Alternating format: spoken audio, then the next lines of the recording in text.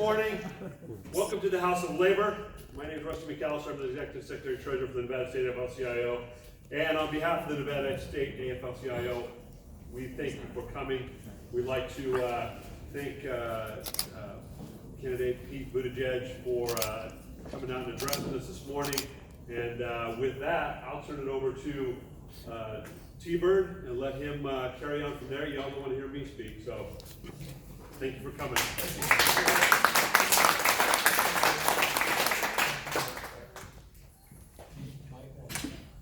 Hello, hello. Hello.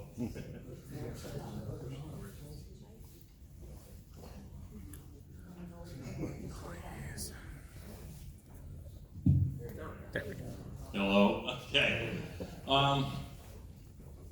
My name is Forrest Darby, and I'm the president of the Dick Collins chapter. I usually wing it at this point, but I decided I really should do a little bit of research and look at a few things. So I'm going to read for the first time at one of our meetings, right from my script. So bear with me here. Good morning, everyone. This is a meeting of the Dick Collins chapter of the Nevada Alliance for Retired Americans. My name is Forrest Darby, and I'm the president of this chapter. Our next meeting will be on Monday, November 4th at 10:50 a.m. This morning we are privileged to hear from Mayor Pete Buttigieg. Pete is the mayor of South Bend, Indiana, and he is running for president of the United States. Rich Fiesta, the executive director of the Alliance for Retired Americans, and our NARA parent will make the formal introduction of Mayor Pete. But before he does that, I would like to say a few words about the mayor. He is a brilliant individual, and they tell me he speaks 7 languages. At the beginning of this presidential race, there were about 25 Democrats in the contest.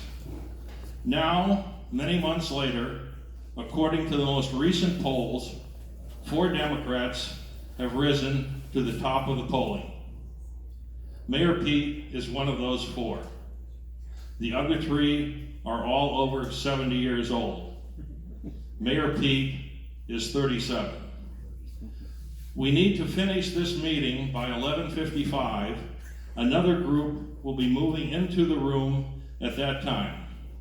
We have a large, delicious cake for Pete in the office area, and after our meeting, I hope he will have the time to stand behind the cake with many of you in the picture. We actually just did that. That was a switch from my speech. Anyway, next we will cut the cake and eat it with ice cream and coffee. Now I will hand the mic to T-Bird, our Nevada State NARA president. Thank you, Forrest. Thank you all for coming. This introduction is about our National Executive Director, Rich Fiesta. He's been the Executive Director of the Alliance since 2013 and first joined the Alliance in its Director of Government as its Director of Government and Political Affairs in 2001. He is a member of the National Academy of Social Insurance and serves on the National Board of Directors of the National Consumers League. Earlier in his career, he worked in both the executive and legislative branches of government, serving at the Departments of Labor and Interior as well as the Pension Benefit Guaranty Corporation. We all know what that is. He was counsel to the U.S. House of Representatives, Subcommittee of Labor Standards, Legislative Counsel of Senior Harris Wofford, Democrat from Pennsylvania, and Communications Director of Senator Barbara Mikulski, Democrat from Maryland. He also practiced law, specializing in labor and retirement issues. I give to you today Executive Director from the Alliance for Retired Americans, all the way from Washington, D.C., Rich Fiesta.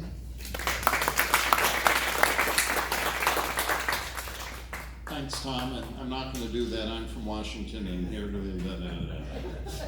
we've all heard that too many times before. But it's great to be back here. I've known many of you almost 20 years now, and you're great activists and concerned activists about not only the plight of seniors in this country, but your families and the generations that come after us. And that's why we're inviting candidates, and we're really grateful that Mayor Pete has come to be with us today. 10,000 Americans turn 65 every day. And they're all not moving to Nevada, believe it or not. They're staying where they grew up. But that's 10,000 more people on Medicare. Half of them by age 65 will already be on Social Security, taking early benefits starting at age 62. So these are important issues, not only to us and retirees, but to everyone. Social Security, as we know, is a family insurance program. We're covered from birth until retirement in case a spouse or a parent dies in the workplace or you become disabled. So it's not just a retiree program, it's America's family insurance program. And here in Nevada, 23% of Nevadans are on Social Security, well above the national average. And the average here of a yearly benefit is about $15,000 a year. That's not a lot of money. And what we've seen happen to pensions and the flatness of wages over the last 30 years is making retirement much more difficult than it would be. In fact, one of Mayor Pete's platforms on his website, if you look at it, it says that he's concerned about this working generation stands to be the first generation in American history that will be worse off than its predecessors, unlike a lot of us and our parents as well. So these are some of the issues we're all facing today, not only in Nevada, but around the country. And we're glad that Mayor Pete has come to be with us today and talk to us and hear our questions. So again, welcome, Mayor Pete.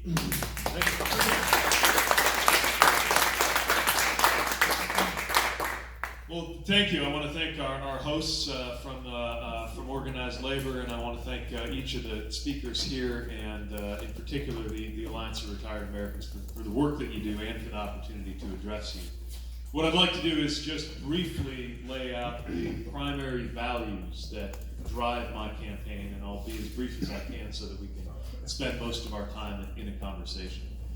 I'm running for president because I am concerned that our country is running out of time, and that the moment we face is going to decide whether the future is bright or not for everyone who lives in America today and for future generations. It's not only a question of bringing the current presidency to an end, which is something I believe is very important for the future of the Republic, but it's really the question of what will America need that next day. That first day that the sun comes up and Donald Trump is no longer the president of the United States. There's a lot to look forward about that day. But there's also a lot to be concerned about, because on that day, our country will be even more divided, even more torn up over politics than we are right now. And the big issues that have been with us for a long time will become even more urgent. They haven't taken a vacation during this presidency or even during this impeachment process. And that means that we're going to need a president, the president I seek to be, who can pick up the pieces at a moment when a lot will be broken in our country and unify the American people around serious steps forward to deal with these issues. It's why we need to have a vision for how to make sure everyone has health care that includes as many Americans as possible.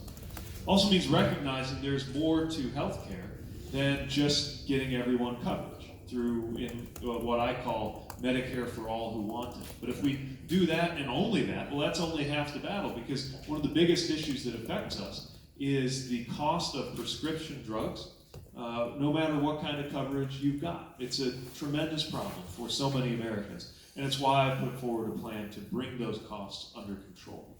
We need to make sure that we are protecting Social Security for the future, and I have offered ways to do that will make sure that it is fully funded without cutting benefits and keeps the system solvent at least long enough for me to be collecting Social Security when the time comes, which is obviously something I've got a personal interest in making sure happens. And I think we got a moment on our hands right now that allows us to build an alliance among generations. Everybody who cares about the future, who cares about making sure that the future is better, who doesn't want a future generation to be the first in American history to earn less than our parents did, which could happen if we don't make any changes right now. I know that history has been full of moments in which young people took to the streets, basically marching against an older generation. One of the things that's so inspiring to me about the moment we live in now is you see young people taking to the streets on issues from climate change to gun safety. But you see their parents and their grandparents at their side cheering them on. Because everybody right now in America, I think, is concerned about the kind of future we're going to build. Whether that's a future where everyone can thrive. That is my focus on every issue that has come before the American people. We have a strong American majority around the idea of delivering answers so that that future is better. From making sure that Americans are better paid, to making sure that with whatever income you've got, life is more affordable as the cost of healthcare, drugs, retirement, education, and housing escalate further and further out of reach. These are the concerns of our time. And I will not allow this president to change the subject to himself, as he so expertly does, when these urgent burning issues are affecting whether our lives will go well into the future. This is why I'm running for president. And I'm looking forward to a conversation about a wide range of issues and how it would be different for everyday life for all Americans under my presidency compared to the competition. Thank you very much.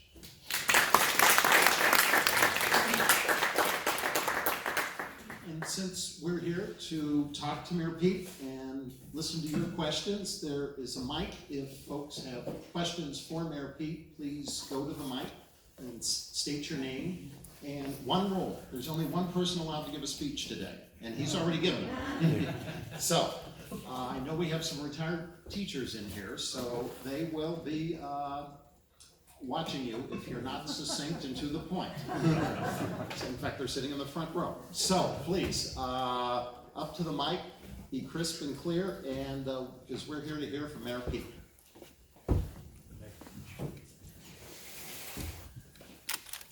Hello, okay, the mic's not working, but it is. Is it? Okay. I grew up in the Bronx, so I'm pretty loud anyway. Anyhow, Mayor Pete, thank you for being here. I really appreciate that. A big concern for me and all us seniors, and even my 40-year-old stepson, he relies on insulin every day. It's no secret what's been going on there. The insulin prices keep going up, and the doctor forced him to take a very inexpensive form of insulin. His insurance won't cover the more expensive one, as well as the pharmaceutical industry in this country just exploding with their high prices. As you know, obviously, this country pays more for drugs than any place else in the universe. When you become president, after Inauguration Day, and I can't wait, please tell me what your plan is to take care of that horrible situation, and thank you. Thank you for asking. It's such an important question. It affects so many Americans, whether it's insulin or other drugs that often are needed in order to live. And what we see are companies that are gouging prices. I'm not just talking about, if you invent a wonder drug or a miraculous therapy, I want you to be rewarded for it, but that's not what we're seeing here. What we're seeing is people being taken advantage of, and we see companies gaming the system. So here's what we'll do on my watch. First of all, we will require anytime a company introduces medication, or for medicine already out there, that the negotiation process take place with the federal government. Right now, Medicare is prevented from negotiating. It makes no sense, and it costs the taxpayer a tremendous amount. But one feature of my plan is that we would also enable private insurers to get in on those negotiated prices that are negotiated by the Department of Health and Human Services for Medicare. That's one way to keep them under control. The next thing is to make sure that the prices can't increase faster than inflation. And again, this is part of what we've seen from EpiPens to insulin, not because it became more expensive to produce, but because they could get away with it. And so there will be a penalty so great for companies that gouge prices in that way that it will make it not worth their while to try to do it. The third thing that we're going to make sure of is that there's an out-of-pocket cap for anyone. And one difference in my plan is that out-of-pocket cap is not yearly, but monthly. Because we experience the economy on a monthly basis. That's when most of us get our checks, and that's when most of us pay our bills. And this idea of having to wait and wonder how far into the year you'll get before you might hit a cap, doesn't really match our everyday lived experience. And so we will have a cap, $250, $200 on Medicare, and $0 for low-income folks. So there's going to be an income factor there too, to make sure that it is never out of reach, especially when we're talking about these therapies that people need in order to live. Thank you. Thank you. Good morning, Mayor Pete. My name is Rich Miller. I am a vice president through NARA and the AFT coordinator for the American Federation of Teachers here in Las Vegas. And I wanted to share with you that we are engaged in this process to help our teachers and our communities learn about how important this election is. I don't have to tell the people in this audience who gave up their morning to come visit with you today. It's important for them to continue that engagement. A majority of Americans rely on Social Security for half of their retirement income.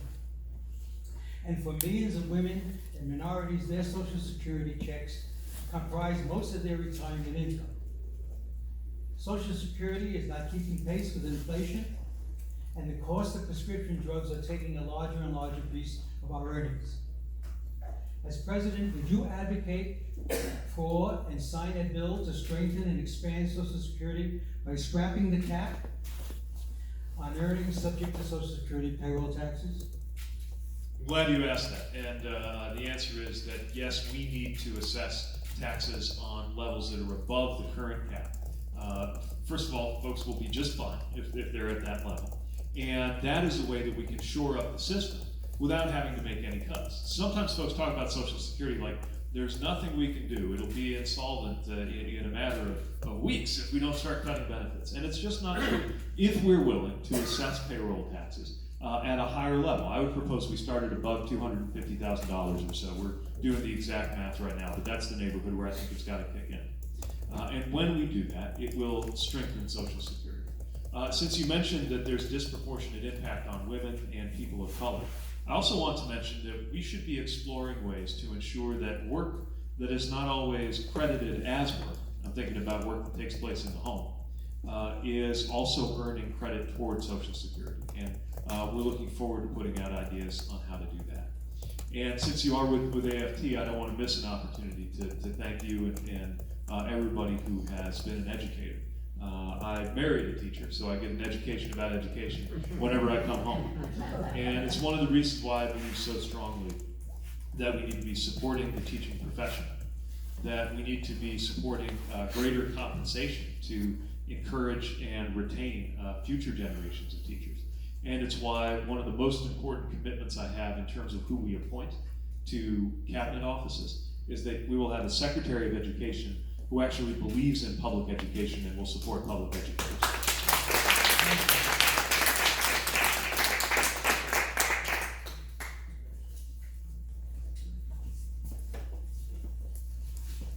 Mr. Mayor, my name is Jack Levine.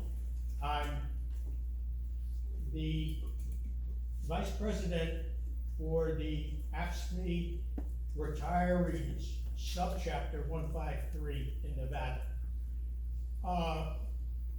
I know that one of the major issues that is being discussed among the candidates is healthcare, and there are different views on it. Primarily, the two different views are, one is just a Medicare for all and no private insurance, and the other view is a Medicare for anybody who wants to avail themselves of it, and private insurance for those who want that option.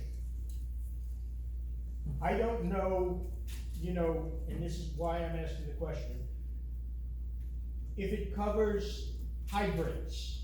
And what I mean by a hybrid is myself as a senior, and I'm sure many others in this room who are union members, have what I see as a hybrid. We are covered by Medicare. We also have a private insurance from many of us, from our employers for retirement, that covers the 20% that Medicare doesn't cover. Some of us even have Part D private insurance that is bought by our unions for the retirees. And that's where, I mean, I fall, and I think a number of others in the room probably fall in. Now, I'm just curious for a definition of what your thoughts on your plan is. Is it just a choice between one or the other, or will a hybridization fit into that? Yeah, I'm so glad that you raised this, because this is an important issue affecting a lot of people, especially folks who have negotiated through labor contracts, care both in terms of the insurance they have while working, and then things that supplement Medicare. And one area where I part ways with some of the candidates who insist on Medicare for all who want it and no private insurance at all is what that would mean for plans, whether it's Medicare Advantage or what you're describing. And it's one of the reasons why I disagree with the idea of just eliminating all private plans. Now, I believe that the what I call the Medicare for all who want it option that I propose to create, I think it'll be the best one out there. At least I hope it. I guess where the humility comes in, though, is I'm not prepared to bet other people's well-being on that expectation. In other words, if it really is the best one out there, everybody will want it. And if it's not the right answer for everyone, then we're gonna be really glad we didn't force everybody onto it, because some people might prefer the plans they've got. And so what you would see, I think, is the kind of plans you're describing would evolve into a layer on top of the public plan we would create. And that way, it's not disruptive or frankly canceling benefits. Because the benefits you're talking about, they're really part of your compensation. And it may well be the case that concessions were made on wages in order to earn those kinds of health benefits in negotiations. Those benefits were conceived to last a lifetime. I want to make sure that whatever we do in the healthcare arena doesn't come at the expense of those agreements that were made in good faith and often at a considerable cost. Thank you very much. Good morning. My name is Dwayne Chestnut. I've been pretty active in politics in this state for the last 20 years or so. I'm a retired scientist and engineer.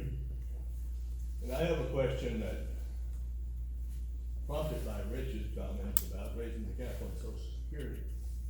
I've looked at all this issues of taxation and income and all this other stuff for many years. And one thing that has baffled me is why we continue to treat capital gains different from earned income. If we eliminated that distinction, it would solve a lot of problems we have in financing the function of government. And I see no reason to continue that. When it was a matter of production capacity, it made sense to encourage capital investment. Now we are suffering from overcapacity in just about everything. And the problem is how we're gonna support a population with a decent life. So I'd like to know your comments on that. Yeah, I think you make a really good point, especially as we've evolved into this current economic structure, where most of those who are almost preposterously wealthy, sometimes from great business activities, sometimes from things where it's kind of hard to understand where the value is created. But in all of those cases, very little of that actually came in the form of salary compensation. Most of it came in the form of capital gains through their ownership of these companies. And I think one of the reasons why our tax code has become less and less progressive, to the point where now, actually, on average, those at the very tippy top part of the income distribution actually pay less proportionally than you or I might. It's largely driven by that issue that you're raising. And so we do need to look at capital gains as well as income. Taxing income, there are some very high brackets where I think we probably need to raise the marginal rates, and that'll be required in order for me to keep my promise of paying for every campaign idea we put out there. But the income piece, individual income piece, isn't going to be enough. We've got to look at corporate rates, and we've got to look at what you're describing, which is the fact that capital gains are taxed so much lower. Thank you. My name's Jennifer Molina, and my real concern is about the stupid taking our money out of the country. What what can you tell me about that, because it's very important. So if I understand your question right, you're talking about the way that profits are being booked overseas to avoid Right. taxes? Yes. And we've got a tax structure that encourages that. It's part of how huge companies making billions of dollars paid less federal income taxes last year than you or I did. And it's why we need reform across the board. We are developing ideas that I think will allow us to get ahead of that. One idea has to do with the tax treaty. But there are other solutions that don't require getting every single other country around the world to play ball, because they may not. A lot of countries benefit by hosting tax shelters, and we know that that will continue. We can take actions, though, on our side to make sure that there's no reward for booking your profits or sometimes even moving your company overseas. After all, we want to make sure that that people can thrive and that companies are successful right here at home. And as long as the tax system has a reward for money going abroad, we're going to continue to lose out on tax, and we're going to continue to encourage bad behavior. We're going to reverse that in my approach to taxes. Hi, I'm Darlene Hayward, retired activist, paying a lot of people's backs. My question is to you that most candidates say the same thing what they're gonna do, but you know you can't do it without both the houses agreeing. Also, we're dealing with global warming. We can't do anything unless we take care of that too. My questions to you is, with all that going on, me as an individual, retired senior citizen, how are we gonna build integrity back in this country that the other countries will respect us again? It's not gonna happen overnight. That's right. That's right. One of my biggest priorities as Commander-in-Chief and President is to restore the credibility of the United States. You look at the way that this president has just been missing in action from leadership on climate. You look at the decisions made around Syria, betraying allies who put their lives on the line to serve at our side. And all I can think about when I see that news is that when I was in the military and when I was deployed, the flag on my shoulder stood for a country that kept its word. And our friends knew it, and our enemies knew it, and it helped keep me safe, just as sure as my body armor, that we were a country that was respected and counted. And if America doesn't keep its word, we're not America anymore. Now, I'm glad that you raised climate as part of that story, because climate is a tremendous problem. Now, there are a lot of really impressive solutions, many of them, by the way, being pioneered right here in Nevada. You look at what's being done with solar power here. You look at some of the other creative ideas and real economic power that's being developed, creating jobs as well to get ahead of this issue. We see the potential of what we could do. The reality, though, is that 80% of the emissions come from abroad. So that means that we can't solve the problem alone in the United States. We're also such a big player that the world can't solve this problem without us. Now, I see an opportunity here. To me, this is an example of how we rebuild that respect and credibility that you were asking about. Because here you have this big problem around the world, and it can't be fixed without us, which means the U.S. can be a leader. And if global climate diplomacy mattered, if this was something people cared about on the world stage and saw the U.S. leading on, I actually think it's a very good opportunity for us to regain some of that credibility and some of that respect. And by the way, it's an example of how to get us back on the front foot dealing with a country like China, which is one of the biggest polluters. If we were building a global framework where action on climate mattered, then I think it would do a lot for American prestige. But it only works if we're practicing what we preach. Right? If we're not walking the walk here at home, we can't go around in diplomatic circles and try to get people to do the right thing on climate. We've got to make sure it all has integrity. Just like our support for democracy and human rights. There's got to be integrity. We can't say we care about democracy and then have the American president echoing dictators and saying that a reporter who writes a bad story is the enemy of the people. That gives aid and comfort to people who are acting as dictators and authoritarian leaders around the world. So I seek to be a president who will lead with our values. And I think American interests are best served when American values are at the heart of our steps.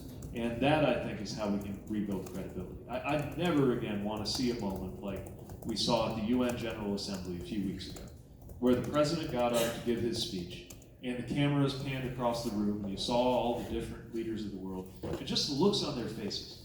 It was like a mixture of pity and contempt. And as an American, it hurts to see the American president looked on that way by leaders from around the world. Because America ought to be the country that people are looking to for leadership, for inspiration. We have been at our finest moments. We ought to be in the future, and that will be at the heart of the foreign policy that I create for this country. Sorry to bother you with one more Oh, yeah. question. Same price. Mr. Mayor, when in the future, year or so, when I get to call you Mr. President, here's the question. In Nevada, this is about voter suppression. In Nevada, we are blessed with 2 weeks to vote for our president in our elections. Many states in this country, you only get election day. A lot of people that are on our side of the aisle, they work till 5 o'clock or 6, and doggone it, they can't make it to the polls. So now you won't get those votes. Is there something you'll be able to do as President of the United States? For example, no matter what state you live in, we all fill the same 1040 form out every year, right? Why can't we have a national system that every state in the union has those 2 weeks to vote? That way, people that are less fortunate, that don't, everybody will have a chance to get to the polls, because there won't be an excuse, because you have 2 weeks to do it. We can vote in our grocery stores, parking lots. I mean, we got it made here in Nevada. It's not fair to some of the other states in the country that only get that 1 day. Is there something that can be done? And thank you for listening. I'm glad you raised that. It's so important. We're democracy. Part of what makes America America is our belief in democracy, and yet we're not as democratic as we ought to be. Not even close. Everything from the way districts are drawn to the way money in politics works right now, and voting itself is a big part of it. I believe we ought to register voters automatically. You shouldn't have to have barriers to getting registered. I believe Election Day ought to be a holiday, because so many people work, especially now when you got to work more than one job to get ahead. And those are exactly the kind of folks who deserve to be heard more at the ballot box. And let's be honest about this. There is a racial dimension to this voter suppression. It disproportionately affects African American voters and other voters of color. And it's because there's one side that has decided that in order for them to win, it's better if fewer people are able to vote. Now, to me, if more people voting means you lose, that's a good indication you ought to change some of your policy ideas. But they're responding in a different way, with very real consequences. They've done it in my home state of Indiana, where they've made it harder to vote. I believe you're right that an early vote window is appropriate too. And being able to vote early, being able to vote by mail,